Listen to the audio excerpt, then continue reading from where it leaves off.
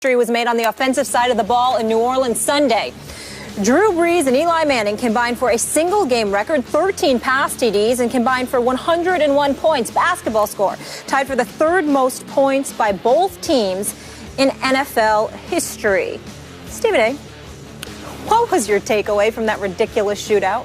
Honestly speaking, my takeaway from the game, the first thing that came to my mind was both defensive coordinators should be forced to fly a commercial home. They shouldn't be allowed. I thought you were going to say they should be fired. No, because, I mean, obviously they ain't giving up 52 every week or 49 every week.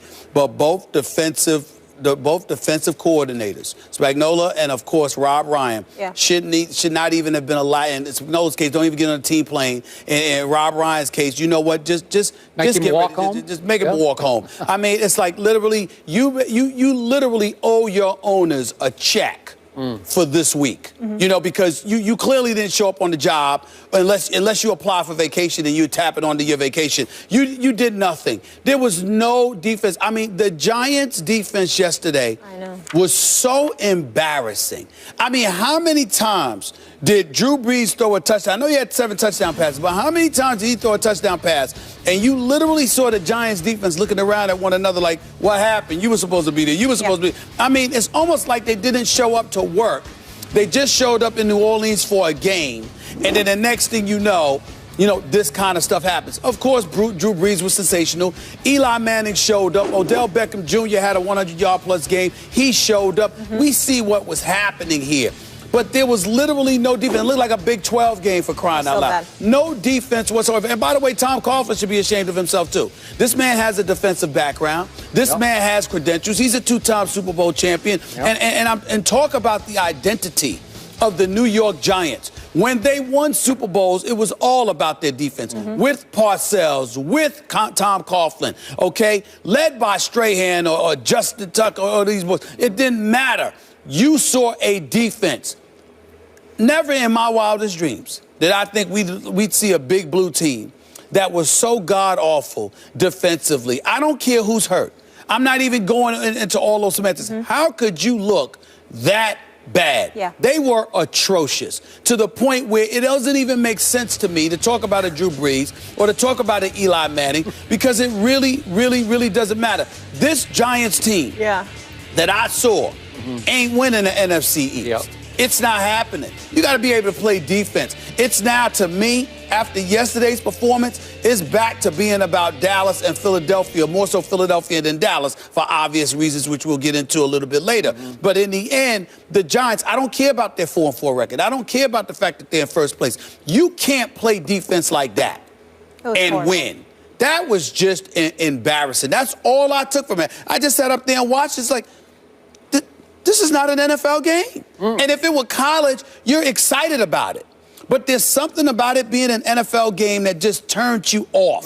That you looked at the NFL and you literally said to yourself, these are supposed to be professionals. How do you look? Even when New England dropped 50 on Jacksonville didn't look like that. You know, you just got methodically picked apart by a clearly superior team. No, in the case of the Giants against the Saints, it literally looked like both teams decided not to play defense. The 29th and 30th ranked defense going into it, total. I mean, I couldn't believe how bad they looked. I really couldn't. Did the game count? Yes. It goes in the standings, It goes in the standings. Okay, I want to make sure of that because you said it didn't look like an NFL game. It did, And by the way, before I launch on this, Molly is threatening to unfollow me on Twitter. I trolled him last night. I thanked the Saints for winning that game for me and my Cowboys, and in it, I wrote Giants in all lowercase letters. And everything like else little in Giants. caps. Okay? Just obnoxious. She's going to unfollow me over it was obnoxious. That's fine. Okay, here's my takeaway. No team that gives up 52 points deserves to win the NFC East. I'm sorry, no team. So that was my number one takeaway. And number two, because the game did count in the standings, dropping the Giants to, 4-4? First place. Now, somehow, some way, embarrassingly enough for the division, my Dallas Cowboys are still only one game out of first place in the loss column. Only one game out of first place in the loss. Are you kidding me? And, my other takeaway was that the ultimate new accident waiting to happen in pro football is your New York Giants. How did they lose that opening game at Jerry World? And then follow that up by a loss. And they lost to the Falcons. And the Falcons are starting to get exposed as just pretty good. Not great, not dominant. They're just pretty good. They lost at home to Tampa. They almost lost at home to the Redskins. Remember that? So they're getting exposed. Yes. They're coming back to earth quickly. And yesterday, the New York Football Giants managed to blow this game on a face mask penalty by the punter. By the punter. By Brad Wing, the punter. Here he is. He gets a face mask as the ball is fumbled forward. This is Cowboys-esque. This is Cowboys-esque. This is old Cowboys. Previous Cowboys-esque. These are the Cowboys you used to laugh at, scoff at, ridicule for being the accident waiting to happen. And now it's Brad Wing. Brad Wing, he gets a face mask, and all of a sudden they've got a 50-yard field goal, and the new kicker hits it, and the game is over. And here's the God's truth of what happened yesterday. Your Giants didn't deserve to win this game because your Giants were 1 out of 8 on third down. In this shootout, they still were only 1 of 8 on third down. And when you look at the total yards, your Giants had 416, which is really good. The other teams got 614, so almost 200 fewer yards do your Giants have than Drew Brees and company, right? Yeah. And the Giants did have 1 defensive touchdown on the fumble return, 63 yards. Okay, so you hang in. That actually put you ahead. But the home team had 2 turnovers, and the Giants only had 1 turnover. Yeah. So I look at what happened. Your Giants were lucky to be in the game, and then incredibly unlucky to blow the game in the end.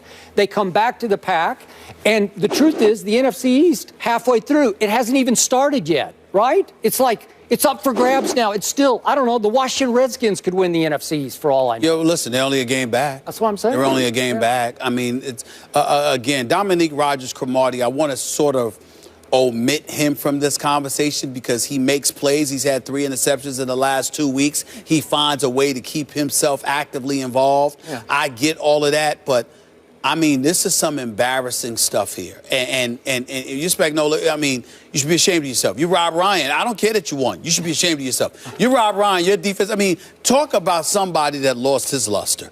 I mean, think about it. Once upon a time, we just sat there and said if he lost some weight and got a haircut, we you know what, he could be a head coach. He could be a head coach. Got to look the part. Got to show up to work, look a professional. Get a haircut. Go to a salon, or in his case, a salon, not a barbershop, and just get the haircut.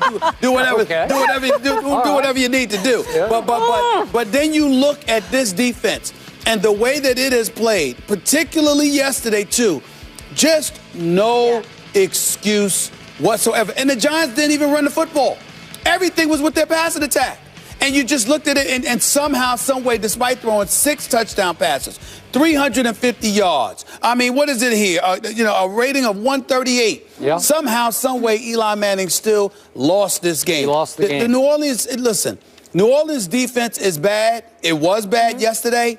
But the Giants were so embarrassing because, again, at least when New Orleans got beat, there was somebody in the vicinity. Yep. I mean, you look at the Giants, it was like, literally, who is it that scored the 1 touchdown where he's just strolling in? When he just strolling, I mean, who was it? Literally walking in, looking behind, and it's like, there's nobody near me. Nobody's home. He literally could have walked the last 30 yards. Most yards allowed since 1943 by the Giants. I don't even understand it. I really don't understand it. He literally could have walked the last 30 yards. Yeah. Walked. Was that fun for you? Did you enjoy that? Great time. That was my great moment of the day. Yeah. How about those Cowboys? We'll talk about Colston. them. Colston. It was Colston. Yeah. I'm just saying. I just looking at him. He's like he couldn't believe how wide open he was. Yeah. It was just embarrassing, man. And like I said, it's an NFL game. You don't anticipate seeing something like that. That was just bad. Okay. As long as we don't have to talk about the Cowboys today, I'll be happier. Right. Of course we're talking about the Cowboys today. Of course. Oh, well, I'll lay out of this one. Right. I'll let Stephen A. handle it. Please. The NFC is looking like the AFC South. It's bad. Right. In a battle of Skip and Stephen A.'s Super Bowl team.